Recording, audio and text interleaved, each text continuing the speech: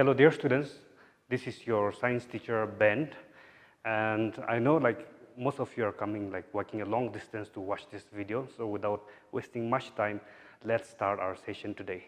So if you recall our last class, just to get familiar with the types of salts, I've given you different types of salts. So we'll study that one by one. So this is the last part of the chapter salts, and most of you get like confused in the chemical formula writing and the uses of different type of salts. So we have to pay more attention here in the salts. So we'll study the first type of salts, that is NaCl.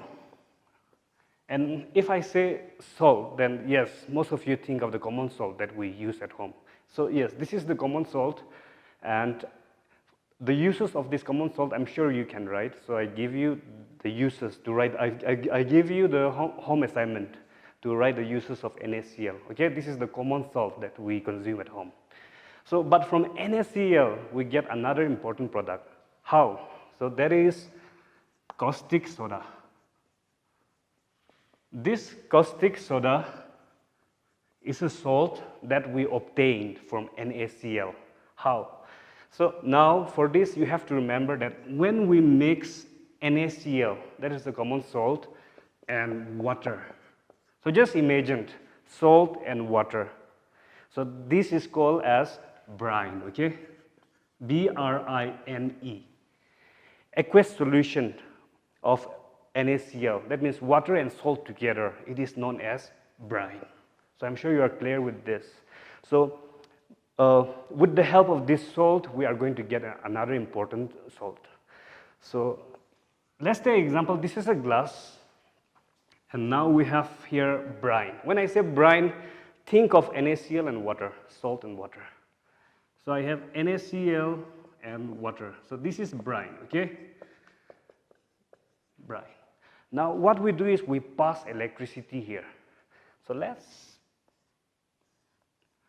pass an electricity here, and to conduct an electricity, plus minus charge, we need plus and minus charge. So let's do the plus here, minus here. So when we pass electricity here, now decomposition takes place. Now decomposition I have explained in for the first chapter, that is chemical reaction. So now breaking down of this compound takes place. So I'll write here. So when we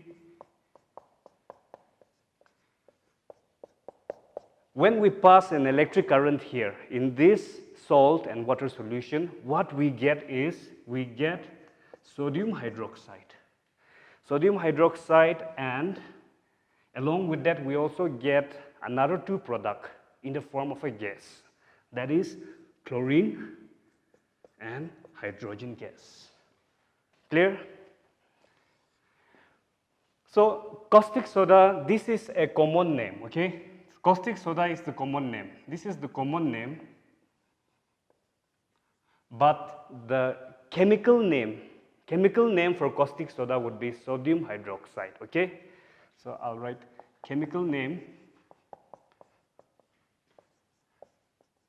I'm writing in bold letter for this one. Chemical name would be sodium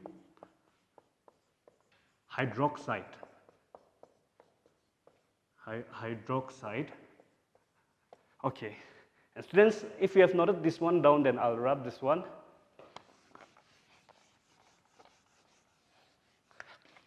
And the chemical formula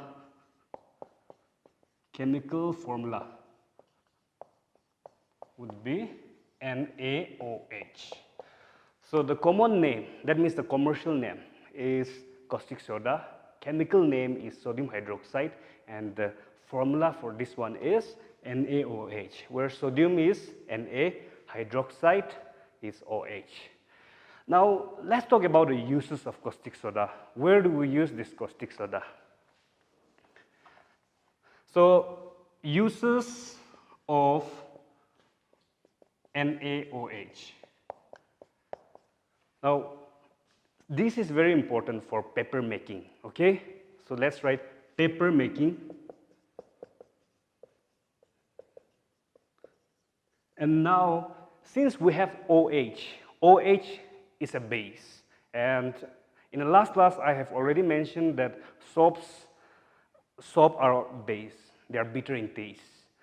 So now this NaOH is also, they are used in making soaps and detergent.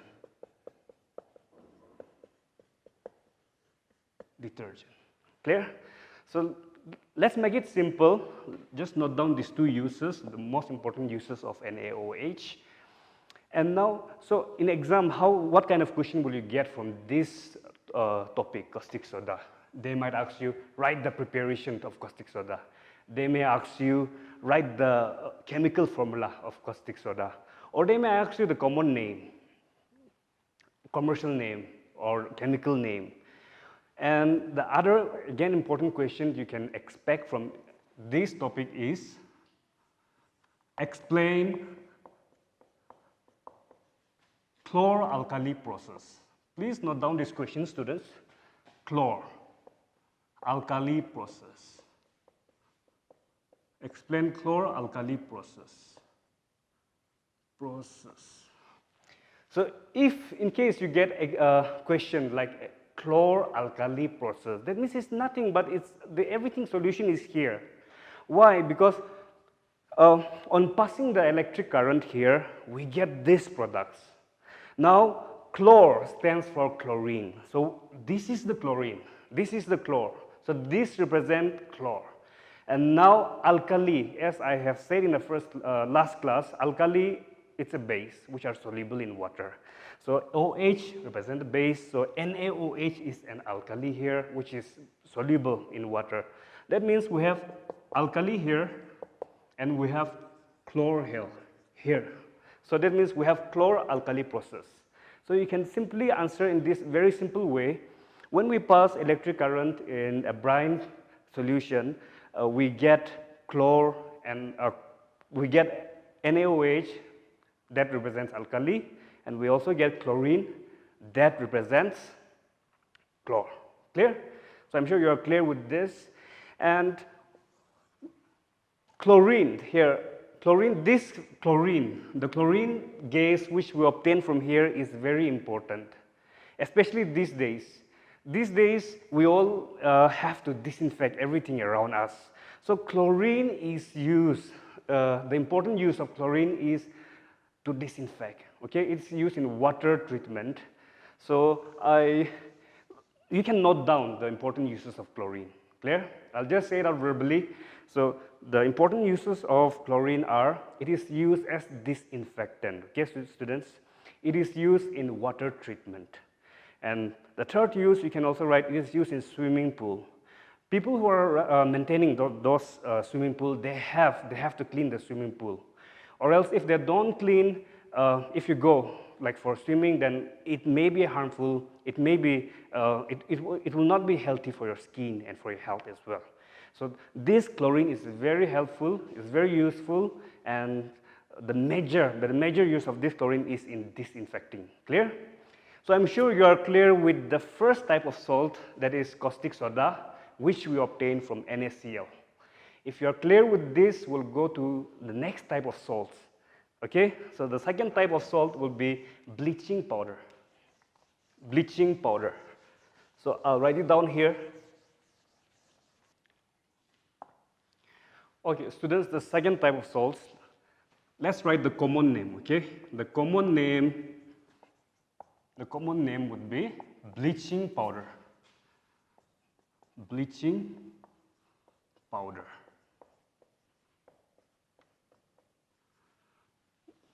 And the chemical name, okay? The chemical name is calcium oxychloride, okay? Calcium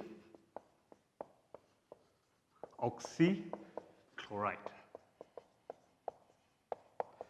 So now since you know the chemical name, to write the chemical formula, I'm sure you will all be able to do this.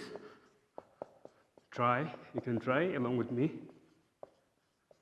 Okay, the chemical formula, I'll show you. Calcium means Ca, oxy means that's an oxygen, single oxygen. So CaO chloride, Cl2. CaOCl2 is the chemical formula of calcium oxychloride. That's the chemical name, and the common name is bleaching powder. Okay, students? So, students, how do we get this? How do we obtain this calcium oxychloride? Now, let's go back to our previous class. I have explained about the slacked lime. Local name is that's tuna. Clear?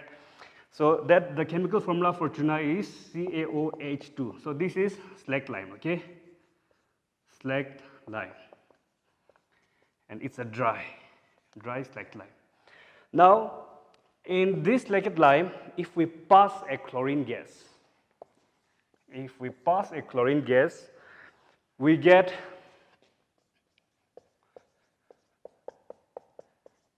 these two products. We get calcium oxychloride, that is bleaching powder, and we also get water from here because we have two oxygen, two hydrogen here. So one oxygen comes here, the other oxygen goes here. So this is calcium oxychloride. In other words, the common name is bleaching powder. Now the uses are very important for all the types of salts, okay? So bleaching powder, this bleaching powder is very important in the textile industry because it is used in bleaching cotton, linen. Also, it is also used as for water treatment. Clear? But the most important thing, it is used in textile. It is very important for textile industry. Clear? Okay, so students, please note down. I'll just write here. Uses cotton and linen. Okay, useful for cotton and linen and textile industry. You can write in this way as well.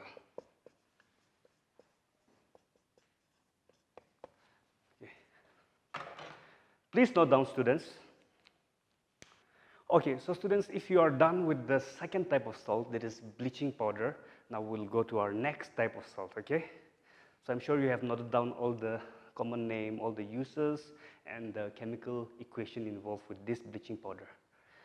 So next we will study baking soda. Clear? The next type of salt will be baking soda. And when I say baking soda, that's a common name, okay? So the next type of salt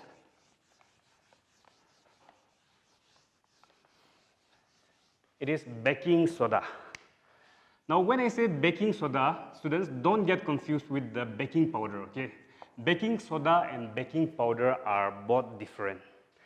Baking soda is used as an ingredient in making baking powder, so they are totally different. Okay, so baking soda is a common name. So we have a chemical name for this baking soda, and that is sodium hydrogen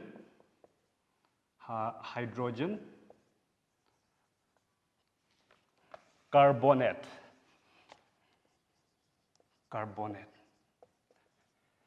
Sodium hydrogen carbonate is a chemical name of baking soda, or it is also known as sodium bicarbonate. In exam you write any which one, it is correct, okay? Sodium bicarbonate. Now, I have written the chemical name here, so to write the chemical formula, I'm sure you are familiar to write the chemical formula if you have the chemical name. So sodium, we have Na hydrogen, it is H, carbonate, like I've said, it is CO3. So NaHCO3 is the chemical formula for baking soda.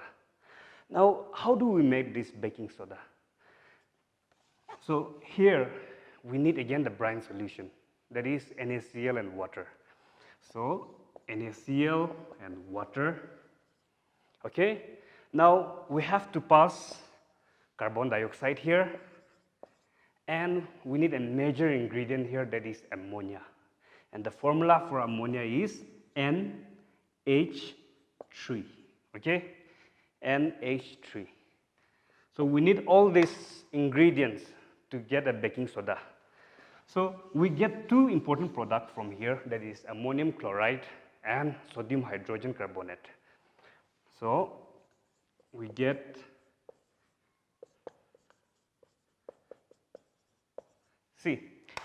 this is the major ingredient. Once you have this one, you will get these two products. Now, we are concerned with this one, okay? We are concerned with this one because in exam you might be asked, write the preparation of baking soda. Simply you can write this equation and explain how we got this one. And over here, this one is ammonium chloride. Why did we get ammonium chloride? Because we have, one of the ingredients here is ammonia, NH3, clear? And also we have a chlorine here, NaCl. So this is ammonium chloride. And this is the baking soda, clear? So students, you have to write serially. You have to write the name, everything in this order. And now let's talk about the uses, okay? Where do we use this baking soda? Now, what made some snacks are like fluffy, like a donut, or some snacks are crispy. So baking soda is the main reason why some snacks are crispy, clear? Also, baking soda is, let's continue, okay. Okay.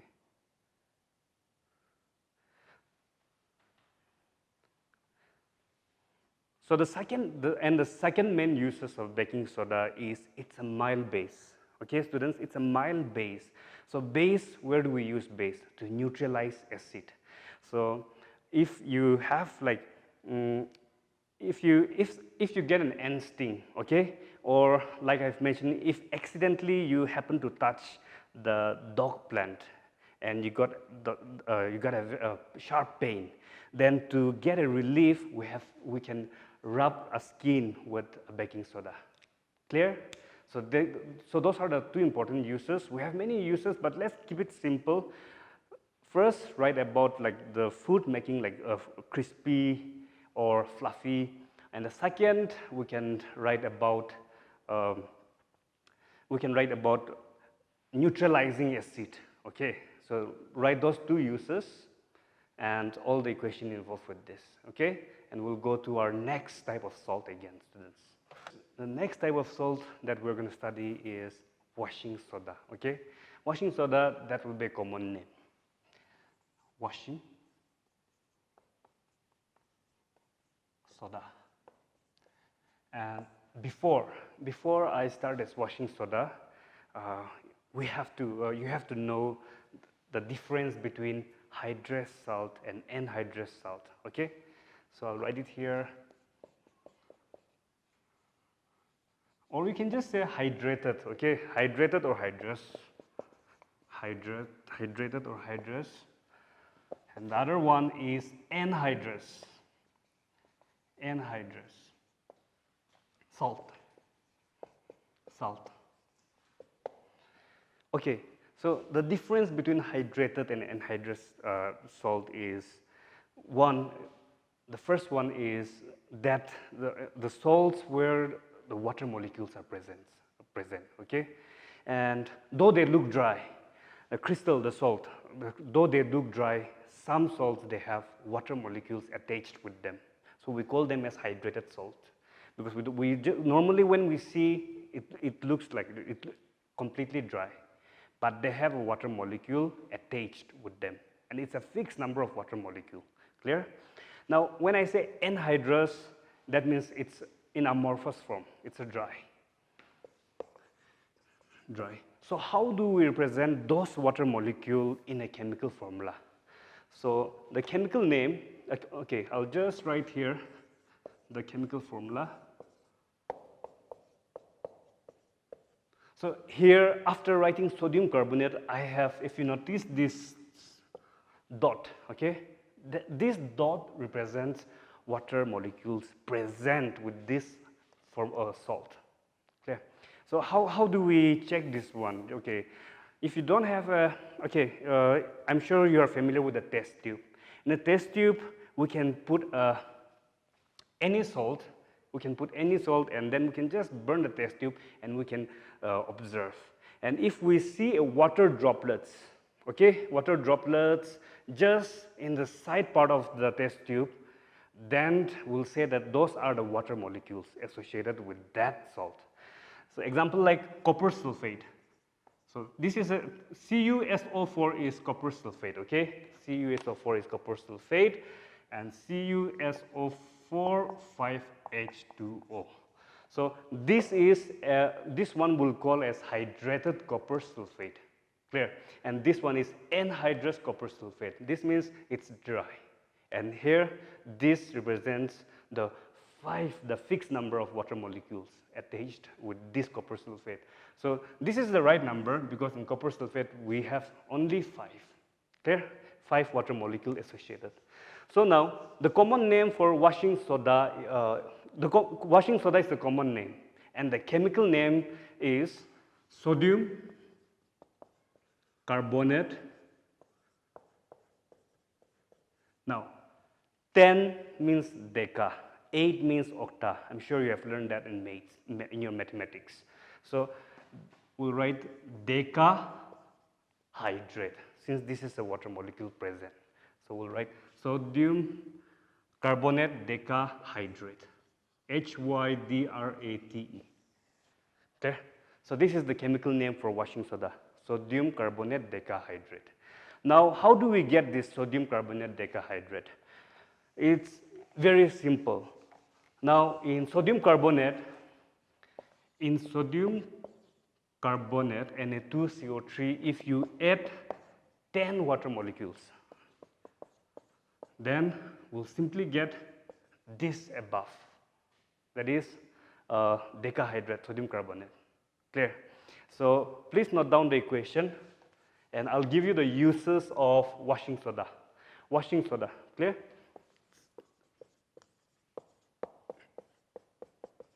Okay. So washing soda, most of you are familiar. The important use is in soap and detergent making. But soap and detergent making. But it also helps. Another important use is it also helps in making the water soft. Okay, softening water.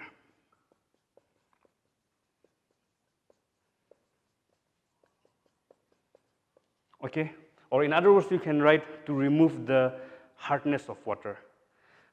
Why do we say like hard? From where do we? Okay, hardness of water means there is a presence of ions in the water. I'm sure you have observed here. Sometimes water smells of ions. Clear? So those are not very healthy for our health. So we have to remove those hardness of water. So washing soda helps in removing the hardness of water. And because of like, what causes hardness of water? Okay, so this is, you will study this in your next chapter as well. But the main causes of hardness of water is because of calcium ion, and magnesium ion present. Clear? Because of these two ions which are present in water, it makes water hard. Clear? So washing soda is used to remove this hardness of water. So you can just write these two important uses for washing soda, and we'll go to our last type of salt, that is plaster of Paris. Clear? But before we do that, please write all the important uses, chemical equation, chemical name, and the ions involved in making the water hard. Okay, students, the last type of salt that we'll study, as mentioned in your textbook, would be plaster of Paris. Plaster of Paris. Okay, so this is the common name. Here we are not going to do anything with the Paris. Okay, this is not a place name here. This is plaster of Paris, a common name for a salt. So what is the chemical name of plaster of Paris? It is calcium sulfate,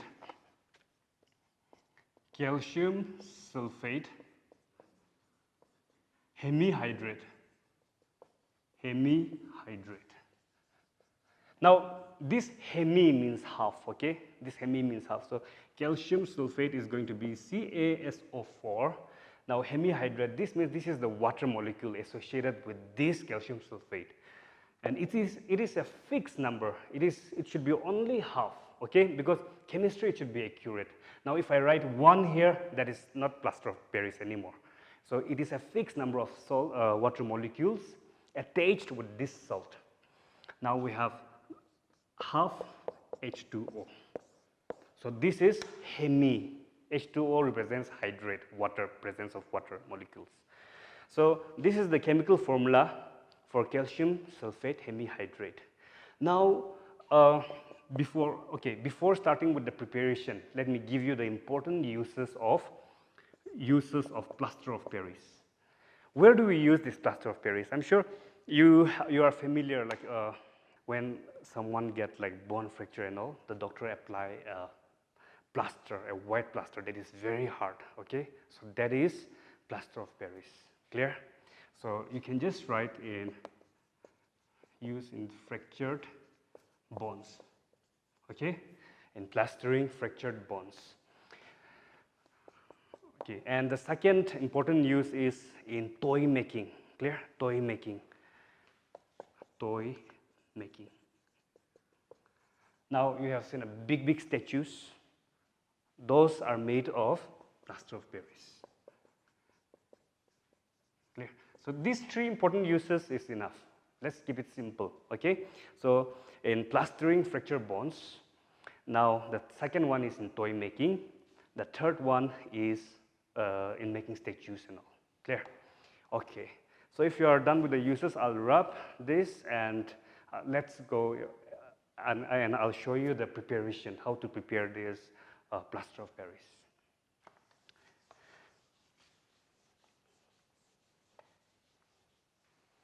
So students, to start with the preparation of plaster of Paris, you have to know gypsum, okay? Gypsum is Gypsun. Gypsum is also very important for gypsum powder is used widely in agriculture purposes, clear? It is also used in making dry walls. So this is very important, and the chemical formula for gypsum is CaSO4 2H2O. That means the name is, it's very similar with the plaster of Paris, calcium sulfate. 2 means di, okay? 10 means deca, and half means hemi, as I've mentioned. So 2 means di, okay? Di, okay? Dehydrate. So now we will get like plaster of Paris from this gypsum, but how? We have to burn this gypsum at certain temperature. And it should be a fixed temperature, because if we increase the temperature, that means we won't get half. Because here our goal is to get half. From 2 we have to get half, and then 1/2 we have to separate out. So we have to heat this gypsum at certain temperature. So you have to know the temperature. And the temperature, okay, so I'll write here, it is CaSO4 2H2O. So this is gypsum, and we have to heat this one. So we have to heat this one is 373 Kelvin, okay? It should be fixed. 373 Kelvin. Heating, this is the sign of heating. Then we will get half plaster of Paris, that is CaSO4. This is hemihydrate. Clear? So now we have half H2O, that means 1/2 water molecule has been already separated out. So this is how we get plaster of Paris from gypsum. We have to heat in order to break these 2 to get half. Now, but sometimes in exam you might get from gypsum, from plaster of Paris, how do we get gypsum? Then it is very simple. Since this is half, you all know that gypsum is 2H2O. So we just have to add another 1/2 water to get a gypsum.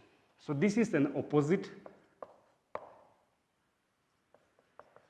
So this is very simple, okay? Now to get a gypsum, we have to heat, and from gypsum, from plaster of Paris, if you want to get a gypsum, then we just have to add 1/2 water. Clear? To get this. So it is just opposite. And I'm sure you have noted down the uses of plaster of Paris as well as gypsum, okay? Let me repeat it. Plaster of Paris in fractured bond, plastering fractured bonds, toy making, statues. Gypsum, it is used widely in industrial process, agriculture. Also, it is used in making dry walls. Clear? Okay, so we have studied all different types of salts, and I'm sure you have noted down all the points, all the chemical equation related with this salt. So we are done with this chapter, and before we wind up, let's see 1-2 question. Clear? Let's see 1-2 question, and next class we'll start with the new chapter. So let's give one question. Okay, if a solution turns like from red to blue, okay, red to blue, what kind of pH will it have? I'll give you 4 options. So the first option would be pH 4. Second option would be pH 1. Third option would be pH 2. Fourth option would be pH 10.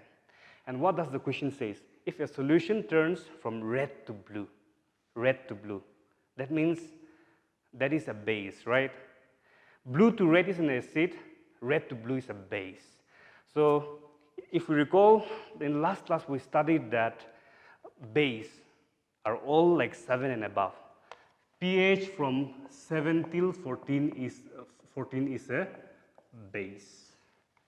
So here, this is below 7, the first one, so this is wrong. The second option is below 7, this is wrong. Now the third option is 2, so this is below 7, this is wrong. But the fourth one, if you look here, it is 7, it is 10, that means it is above 7, that means it is a base. And the question says, if a solution turns from red to blue, okay, red to blue, that means it is a base, so this would be the right answer. So in that way, you should be like clear with the concept. You cannot expect just the same question every year. So the concept, you should be clear with the basic concept. So we will continue, we will start a new chapter in the next class. Thank you so much, students.